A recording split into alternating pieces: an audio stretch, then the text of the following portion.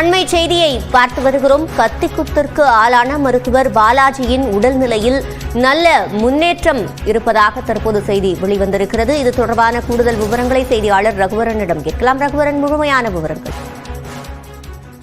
கலைஞர் கருணாநிதி அரசு மருத்துவமனையில் பாத்தீங்கன்னா நேற்று பணியில் இருந்த பாலாஜி மருத்துவர் கத்தி குத்தால் பாதிக்கப்பட்டார். அவர் தொடர்ந்து அவசர சிகிச்சை பிரிவிலும் தீவிர சிகிச்சை பிரிவிலும் அவருக்கு சிகிச்சை அளிக்கப்பட்டு வந்த நிலையில் தற்போது அவர் உடல்நிலையில் நல்ல முன்னேற்றம் ஏற்பட்டிருப்பதாக மருத்துவமனை தரப்பில் தெரிவிக்கப்பட்டிருக்கிறது. குறிப்பாக அவருக்கு 7 இடங்களில் கத்திக்குத்து காயம் ஏற்பட்டிருந்த நிலையில் அவருக்கு நேற்று அந்த கத்திக்குத்து ஏற்பட்ட இடங்களில் அறுவை சிகிச்சைகள் செய்யப்பட்டு மயக்க மருந்துகள் கொடுத்து அவருக்கு சரி செய்யப்பட்டது.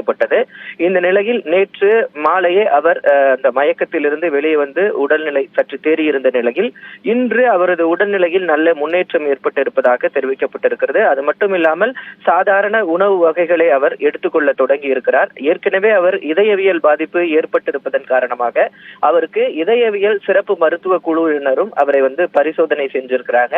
அதிலையும் எந்த பாதிப்பும் இல்லை. அவரது உடல்நிலை தற்போது சீராக இருக்கிறது என்று தெரிய வந்திருக்கிறது. மேலும் அவர் இன்னும் இந்த 2 நாட்கள் அவர் இந்த மருத்துவமனையில் இருந்து அவர் தொடர்ந்து சிகிச்சை எடுத்துக்கொள்ள வேண்டிய சூழல் இருப்பதாக மருத்துவமனை தரப்பில் தெரிவிக்கப்பட்டிருக்கிறது. ஏன் அப்படின்னா அவர் இந்த ஷாக்ல இருந்து மீண்டு வரணும். அது மட்டும் இல்லாமல் அவருக்கு ஏற்பட்டிருக்கின்ற அந்த சர்ஜரி காயங்கள்லாம் கொஞ்சம் ஆற வேண்டிய சூழல் இருப்பதால 2 முதல் 3 நாட்கள் மேக்சிமம் 2 டேஸ் அவர் மருத்துவமனையிலிருந்து சிகிச்சை பெற வேண்டிய சூழல் இருப்பதாக மருத்துவமனை தரப்பில் தெரிவிக்கப்பட்டிருக்கிறது. விவரங்களை வழங்கியமைக்கு நன்றி ரகுவரன்.